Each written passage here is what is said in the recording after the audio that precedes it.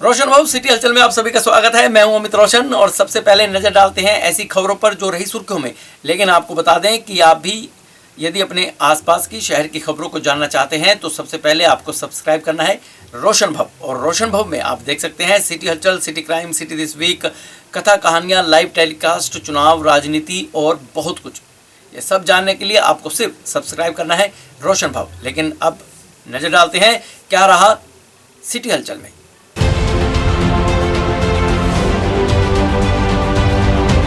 Covid महामारी की third wave के प्रकोप के चलते पिछले काफी समय से बंद हुए सरकारी स्कूल व निजी स्कूल सोमवार को खुल गए।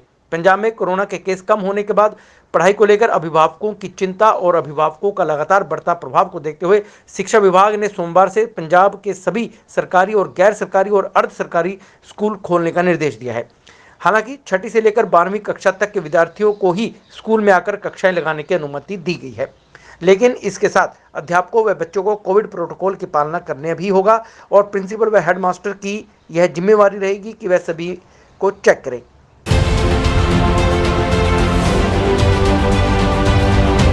हरियाणा के रोहतक जिले के सुनारिया जेल में सजा काट रहे डेरा सच्चा सौदा प्रमुख गुरमीत राम रहीम को हरियाणा सरकार ने बड़ी राहत दी है। हरियाणा सरकार ने राम रहीम को 21 दिन की पैरोल दे दी है। इसी बीच डेरा प्रमुख की पैरोल को लेकर हरियाणा के जेल मंत्री रंजीत चौटाला ने कहा कि राम रहीम भी जेल का एक कैदी है और उसे भी दूसरे कैदियों की तरह पैरोल मांगने का मौलिक अधिकार है। राम रहीम को जेल में सुरक्षा देना जेल प्रशासन का काम है और पैरोल पर बाहर आने के बाद सुरक्षा देना गृह मंत्रालय का काम है। उन्होंने कहा कि कानून के हिसाब से मंडल कमिश्नर राम रहीम की पैरोल पर फैसला करेंगे। राम रहीम को पैरोल देने के मामले में जेल प्रशासन का कोई रोल नहीं है। मंत्री ने कहा कि जेल में राम रहीम की सुरक्षा करना जेल प्रशासन का काम है और जेल के बाद उनकी सुरक्षा का जिम्मा गृह मंत्रालय का अधीन रहेगा।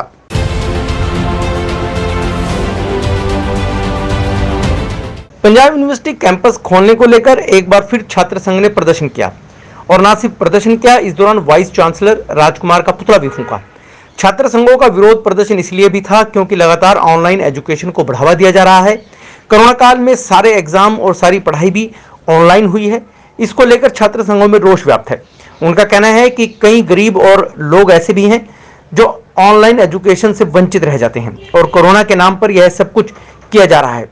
जब देश में सभी राजनीतिक गतिविधियां हो रही हैं, तो राजनीतिक रैलियां हो रही हैं, तो कोरोना सिर्फ स्कूल और यूनिवर्सिटी तक ही सीमित क्यों रह गया? क्यों स्कूल और कॉलेजों को नहीं खोला जा रहा? कई सवाल उठाते हुए वह यूनिवर्सिटी कैंपस तुरंत खोलने की मांग करते हुए प्रदर्शन करते रहे। छात्रों का कहना था कि वह वीसी को ज्ञापन सौंप चुके हैं। यदि शीघ्र ही कैंपस ना खोला गया तो प्रदर्शन और तेज करेंगे।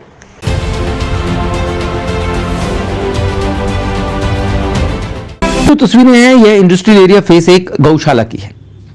यहाँ के हालात खराब हैं, जिसे देखने वाला कोई नहीं कह सकता कि यहां गायों को खाने के लिए चारा भी नसीब होता होगा या गायों को यहां पर ढंग से रखा जाता होगा, क्योंकि गायों को बेतरतीब तरीके से एक के ऊपर एक बिठाया गया है। कुछ गायों की हालात मरने वाली है और कुछ गाय मर चुकी हैं।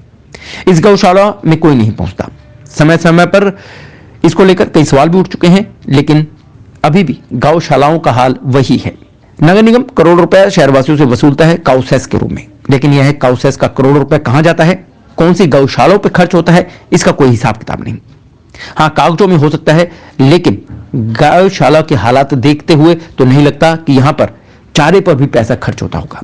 एक और चौंकाने वाली बात यह है कि गौशालाओं के बाहर चारा की बोरियां रख दी जाती हैं और यह चारा लोगों को 100 रुपए तक की एक बोरी मिलती है। यानी कि जो लोग गाय को चारा डालना चाहते हैं वह यहां पर 100 रुपए बोरी खरीद कर चारा गाय को डाल देते हैं। लेकिन यह चारा यहां पर कैसे आता है, इसका टेंडर हुआ है या नहीं हुआ है, और यह किन लोगों के साथ मिली भगत के बाद यहां पर चारा कौन लोग पहुंचा रहे हैं, यह भी सवालिया निशान लगा हुआ है। समय पर कई बार इसको लेकर सवाल भी उठ चुके हैं। नगर निगम किस तरह से इन गौशाला का संचालन कर रहा है? इस गौशाला को ऐसा कहा जाता है कि प्राइवेट ठेकेदारों को सौंपा गया है। ठेकेदार इन गायों का रखरखाव क्यों नहीं करता? इन गायों को यहां मरने के लिए क्यों छोड़ दिया जाता है? इसकी सुध लेने वाला कोई नहीं है। यहां पर कभी औचक निरीक्षण नहीं होता, गांव के हालात देखने कोई नहीं आता। 1 फरवरी को हाउस मीटिंग में इसको लेकर पार्षद गुरप्रीत गप्पी ने सवाल भी उठाए और कहा कि इंडस्ट्रियल एरिया फेज 1 स्थित गौशाला की हालत बुरी हालत है, इसमें सुधार किया जाना चाहिए। लेकिन सवाल बनकर ही रह गया। बहरहाल यही कह सकते हैं कि गौशाला पर कई बार राजनीति हो चुकी है। यह मामला अधिकारियों और मेयर की जानकारी में भी लाया जा चुका है। बावजूद इसके यहाँ के हालात ज्यों के त्यों छोड़ दिए गए हैं। गाय यहाँ पर है अपनी किस्मत के भरोसे, राम भरोसे।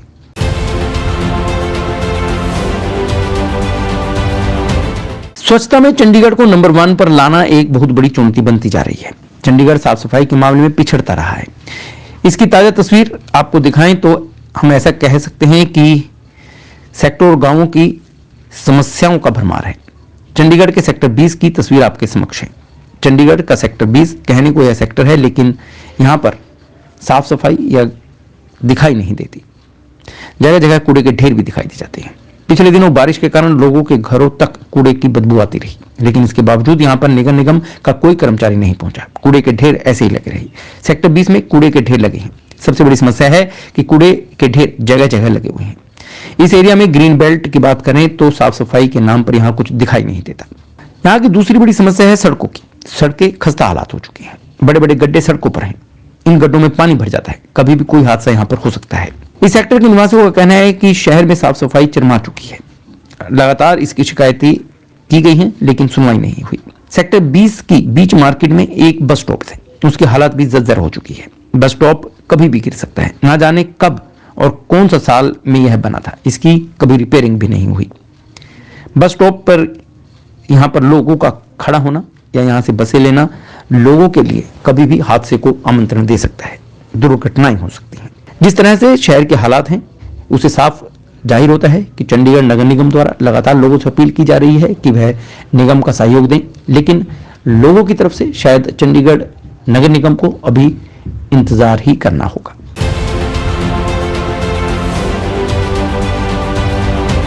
चंडीगढ़ का सेक्टर 29 के हालात बद से बदतर हैं। यहां पर लगातार कई समस्याओं का अंबार है। बावजूद इसके यहां पर समस्याओं का सुनने वाला कोई नहीं। सेक्टर 29 में सबसे बड़ी समस्या यहां पर सड़कों की खस्ता हालत है। पिछले दिनों हुई बारिश के कारण सड़कें और खस्ता हो गई। सड़कों पर कीचड़ भरा पड़ा है। ऐसा लगता है ही नहीं कि कभी यहां पर सड़क भी होगी। कीचड़ के कारण आपको चारों कीचड़ ही कीचड़ दिखाई देगा। कूड़े के भी ढेर हैं, गंदगी भी है। कोई सफाई कर्मचारी यहां नहीं पहुंचता। इसके बावजूद यहां पर लोगों का कहना है कि सबसे बड़ी समस्या लोगों को यहां पर साफ सफाई की तो है ही, साथ ही साथ आए दिन चोरियां भी होती रहती हैं। इसकी शिकायत वह पुलिस को करते रहते हैं। चोरियां अब आम हो चुकी हैं। आए दिन यहां पर गाड़ियों की बैटरी चुरा ली जाती है। इसकी शिकायत पुलिस को की जाती है, लेकिन आज तक ना तो चोर पकड़े गए और ना ही चोरियों की वारदात कम हुई है। इसके बावजूद शिकायतों का अंबार लगा हुआ है। निगम को भी शिकायतें दी गई हैं और प्रशासन को भी, लेकिन सुनवाई नहीं हुई।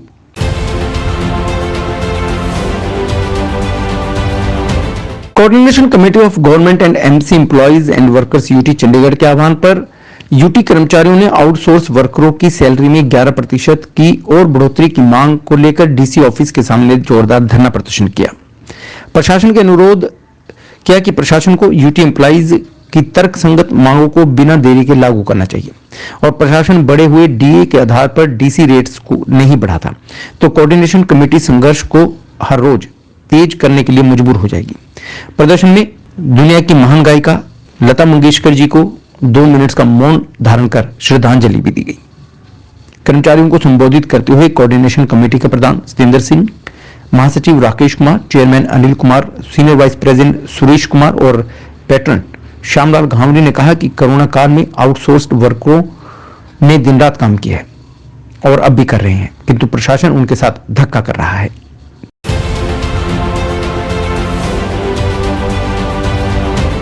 पंचकुला के कालका हलके से जेजेपी प्रधान महासचिव दिग्विजय चौटाला ने दौरा किया और लोगों की समस्याएं सुनी। उन्होंने युवाओं को रोजगार देने की बात भी कही। उन्होंने कहा कि वह प्रतिबद्ध है कि प्रदेश के युवाओं के लिए रोजगार उपलब्ध करवाएं।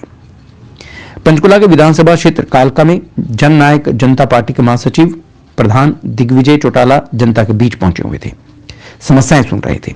इस अवसर पर उन्होंने कहा कि पंचायती राज में होने वाले गवर्नमेंट कार्यों को लेकर जन समस्याएं लोगों की सुनी गई हैं। उन्होंने बताया कि इस अवसर पर सभी विभाग के अधिकारी भी उपस्थित रहे। साथ ही उप मुख्यमंत्री दुष्यंत चौटाला के नाम लोगों ने मांग पत्र भी दिए। उन्होंने कहा कि वाइस चांसलर से भी स्टूडेंट्स के लिए जो उन्हें समस्याएं आ रही हैं बात की जाएगी।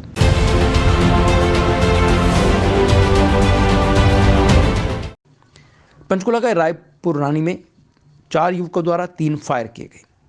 चारों युवक मोटरसाइकिल पर सवार थे। पुलिस ने मुकदमा दर्ज कर लिया है। एक को नामजद और 3 अन्य को आर्म्स एक्ट के तहत एफआईआर दर्ज कर जांच शुरू कर दी है। रायपुर रानी के गांव नारायणपुर में कहासुनी को लेकर हुए विवाद में मोटरसाइकिल सवार 4 युवकों ने 3 हवाई फायर कर पिस्टल के बट से युवक पर हमला कर दिया। इस मामले में पुलिस ने एक व्यक्ति को नामजद किया है और 4 युवकों के खिलाफ मामला दर्ज कर लिया है। रायपुर रानी थाना प्रभारी इंस्पेक्टर राजेश कुमार ने जानकारी देते हुए बताया कि छिंदरपाल ने पुलिस को दिए बयान में बताया है कि वह अपने दोस्त के साथ गांव में एक शादी समारोह में खाना खाकर आंगनवाड़ी केंद्र के नजदीक खड़े थे। उस दौरान उनके गांव का एक ही लड़का अंकित उनके पास आया और शराब के नशे में उनके साथ गाली गलौज शुरू कर दी। शिकायतकर्ता ने बताया कि 4 युवकों ने उनके साथ हाथापाई शुरू की और लड़कों ने मोटरसाइकिल के दौरान बैठकर 3 फायर कर दिए। नारायणपुर में गोली चलने की सूचना मिलते ही स्थानीय पुलिस अधिकारी घटनास्थल पर पहुंचे और निरीक्षण शुरू कर दिया। पुलिस को वारदात वाली जगह से 2 खोल भी बरामद हुए हैं। पुलिस ने गोली चलाने वाले 4 युवकों की तलाश शुरू की है। पास सूचना आई थी कि नारायणपुर गांव में गोली फायर हुआ है गोली से, तो हम मौके पर पहुंचे। वहां पे हमें सिंदर नाम का मिला। 2 लड़के थे, जहां पे उन्होंने बताया कि अंकित और 3 उसके साथी वो अपना एक स्प्लेंडर बाइक पे आए थे। उन्होंने इनको ये आंगनवाड़ी के पास खड़े थे तो इनको गालियां गलौज करने लगे। उन्होंने शराब पी हुई थी, तो जैसे जब इन्होंने उसको कुछ बोला कि भाई ऐसे मत करो, तो उन्होंने इनके साथ मारपीट की और हवाई 3 फायर किए और बट से इनके ऊपर हमला किया। 2 खोल मिले हैं हमारे मौके पे। हमने team scene of crime team बुलाई थी, जो हमने उसको कब्जे में लिया है। मामला दर्ज कर लिया गया है और इन्वेस्टिगेशन जारी है।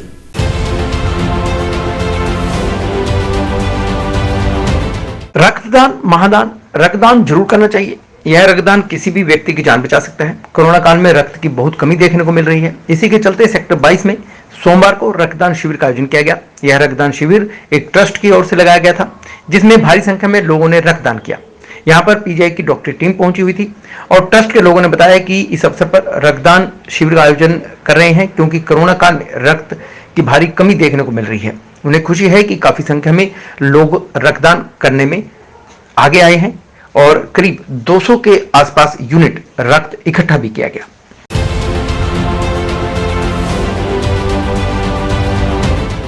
तो सिटी हलचल में फिलहाल इतना ही।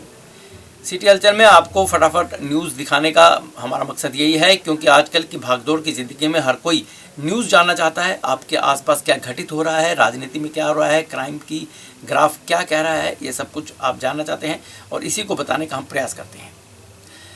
और इसी प्रयास को आप हमें सहयोग दें और हमारा YouTube चैनल रोशन भव सब्सक्राइब करें और बने रहिए हमारे साथ और देखते रहिए सिटी हलचल। नमस्कार।